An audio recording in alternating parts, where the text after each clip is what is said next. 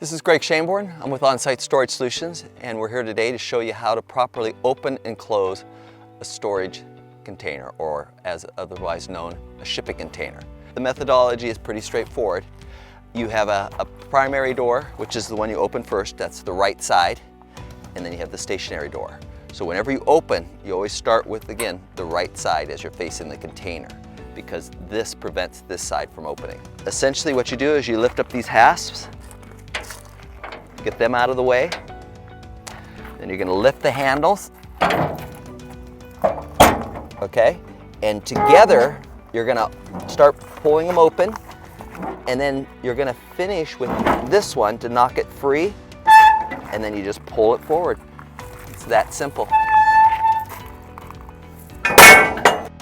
Again, to open the other side, it's similar. Just move the hasps out of the way. Pull them out of their things.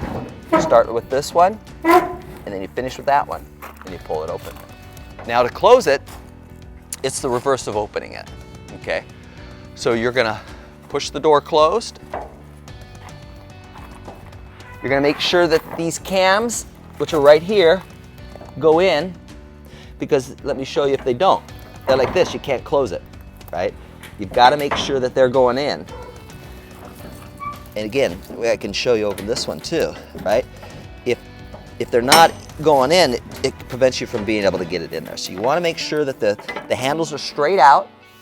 You push it in. And once you've got it to that point, you start with the left side. You start to pull it in, because the cam actually cinches the gasket.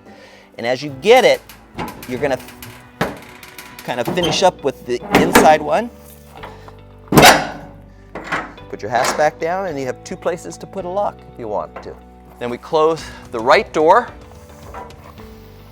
We push it closed.